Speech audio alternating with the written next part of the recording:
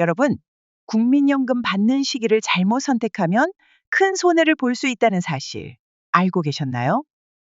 특히 62년에서 69년생 사이 분들은 조기 연금을 선택하면 세 가지 치명적인 불이익을 당할 수 있습니다. 하지만 걱정 마세요. 오늘 영상에서 여러분이 손해를 최소화하고 국민연금을 최대로 받을 수 있는 방법을 알려드리겠습니다. 끝까지 보시면 여러분의 노후 자금을 지키는 꿀팁을 얻을 수 있으니 채널 고정하세요. 최근 국민연금 기금이 빠르게 고갈되고 있다는 뉴스가 많습니다. 그래서 불안한 마음에 연금을 당겨받으려는 분들이 많아지고 있는데요. 과연 조기연금이 진짜로 유리할까요? 아니면 미뤄서 받는 게 더 좋은 선택일까요? 오늘 이 질문에 대한 확실한 답을 드리겠습니다. 조기연금, 왜 위험할까? 조기연금을 선택하면 매년 6%씩 감액됩니다. 연금을 최대 5년까지 앞당겨 받을 수 있지만 그 대가로 총 30%가 줄어들게 됩니다. 즉, 본래 100만 원을 받을 수 있는 사람이 5년 먼저 연금을 신청하면 매달 70만 원밖에 받지 못하게 되죠.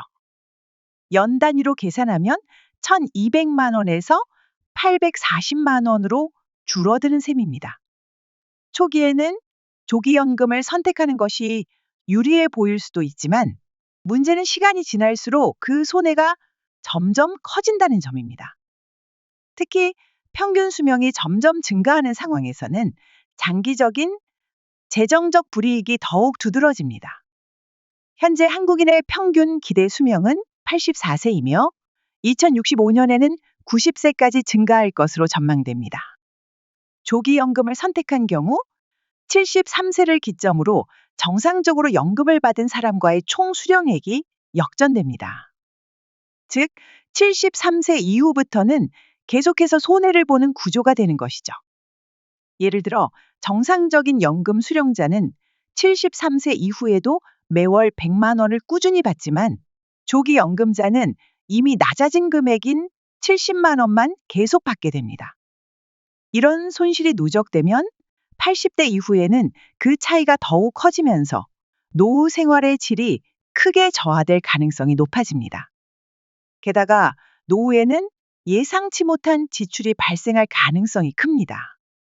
의료비, 간병비, 주거비 등의 부담이 증가하면서 연금 수령액이 줄어든 상태에서는 재정적인 어려움을 겪을 확률이 더욱 커집니다.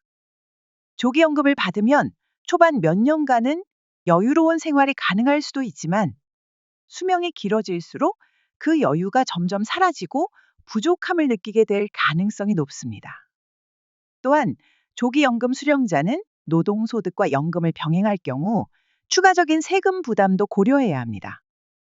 일정 소득 이상이면 연금의 일부가 과세 대상이 되며 국민연금 추가 가입의 기회도 사라지기 때문에 장기적으로 불리할 수 있습니다.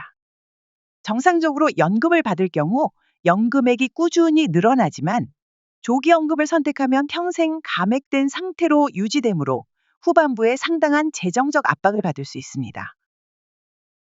결과적으로 조기연금은 단기적인 경제적 이점이 있을지 몰라도 장기적으로는 상당한 손해를 초래할 가능성이 큽니다. 따라서 조기연금을 고려할 때는 단순히 지금 당장 돈이 필요하다는 단기적인 시각이 아니라 내가 80세, 90세가 되었을 때 충분한 생활비를 확보할 수 있는가라는 장기적인 관점에서 신중하게 판단해야 합니다. 연금은 노후의 안전망 역할을 하는 중요한 재원이므로 미래를 고려한 현명한 선택이 필수적입니다. 조기연금을 받아야 하는 경우, 그렇다면 조기연금이 아예 필요 없는 제도일까요? 그렇지는 않습니다. 다음과 같은 분들은 조기연금을 고려할 수도 있습니다. 은퇴 후 별다른 소득이 없고 생활비가 부족한 경우, 건강이 좋지 않아 기대 수명이 짧을 가능성이 높은 경우, 연금을 투자하여 확실한 수익을 낼 수 있는 경우 단 매년 5에서 8% 이상의 안정적인 수익이 보장돼야 함. 하지만 대부분의 경우 조기 연금은 장기적으로 불리한 선택이 됩니다. 연기연금의 장점. 반대로 연금을 미루면 어떤 이점이 있을까요? 1년 연기할 때마다 연금액이 7.2%씩 증가합니다. 5년을 미루면 총 36%가 늘어나죠. 즉, 원래 100만 원을 받을 사람이 5년 연기하면 매달 136만 원을 받을 수 있습니다. 1년으로 따지면 432만 원의 추가 이득이 생기는 것입니다. 뿐만 아니라 연기연금은 선택적으로 일부만 연기할 수도 있습니다. 예를 들어 50%만 연기하고 나머지는 정상적으로 받을 수도 있죠. 게다가 한 번만 연기할 수 있었던 과거와 달리 현재는 여러 번 나눠서 연기 신청을 할 수도 있습니다. 따라서 소득이 있는 기간 동안 연금을 연기하는 것은 매우 현명한 선택이 될 수 있습니다. 연기연금을 반드시 선택해야 하는 경우. 다음과 같은 경우에는 무조건 연금을 연기하는 것이 유리합니다.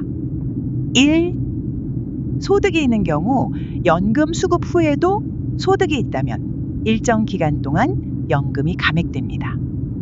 특히 2025년 기준 월 308만 원 이상의 소득이 있으면 연금의 최대 50%까지 삭감됩니다. 따라서 연기연금을 선택하면 이 감액을 피할 수 있습니다. 2. 건강이 양호한 경우 기대 수명이 길어질수록 연기연금의 혜택이 커집니다. 79세 이상을 살 경우 연기연금이 조기연금보다 훨씬 유리해지죠. 3. 연금 외 추가 소득이 있는 경우 사적연금이나 퇴직연금이 있다면 국민연금을 늦게 받는 것이 소득세와 건강보험료 부담을 줄이는 데 도움이 됩니다. 유족연금의 불합리한 제도. 국민연금에는 유족연금 제도가 있지만 몇 가지 불합리한 점이 존재합니다. 1. 중복 수급 제한, 배우자가 사망하면 유족연금을 받을 수 있지만 본인의 국민연금을 받게 되면 유족연금이 최대 30%까지 감액됩니다. 즉, 오랫동안 국민연금을 납입해도 배우자의 연금과 함께 충분히 받지 못하는 경우가 많습니다. 2. 직역연금과의 차별. 공무원연금, 군인연금 등은 유족연금을 감액하지 않지만 국민연금은 감액됩니다. 게다가 직역연금은 일부를 일시불로 받을 수도 있어 선택권이 많지만 국민연금은 무조건 연금 형태로만 지급됩니다. 3. 유족의 범위 제한. 유족연금은 배우자가 1순위이며 배우자가 없을 경우 자녀가 받게 됩니다. 하지만 자녀가 25세 이상이면 받을 수 없습니다. 또한 유족이 아무도 없을 경우 연금이 그대로 소멸됩니다. 4. 국민연금 개혁의 필요성.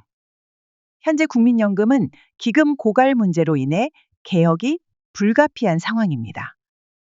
2055년이면 기금이 소진될 것으로 예상되며 이를 해결하기 위해 보험료율을 13%로 인상하는 방안이 논의되고 있습니다. 또한 연금 수급 개시 연령을 늦추고 소득 대체율을 조정하는 방안도 검토되고 있습니다. 특히 최근 여야가 합의한 자동 조정 장치는 향후 연금 개혁의 핵심이 될 것으로 보입니다. 이 제도는 물가 상승률뿐만 아니라 기대 수명 증가율, 가입자 감소율 등을 반영하여 연금 지급액을 조정하는 방식입니다.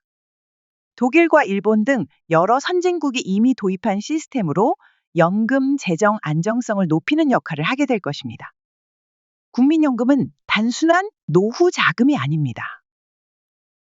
제대로 활용하면 평생 든든한 자산이 될 수 있지만 잘못된 선택을 하면 큰 손해를 볼 수도 있습니다. 오늘 알려드린 내용을 꼭 기억하시고 여러분에게 가장 유리한 연금 수령 시기를 선택하시길 바랍니다.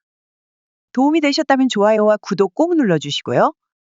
앞으로도 유익한 정보로 찾아뵙겠습니다. 감사합니다.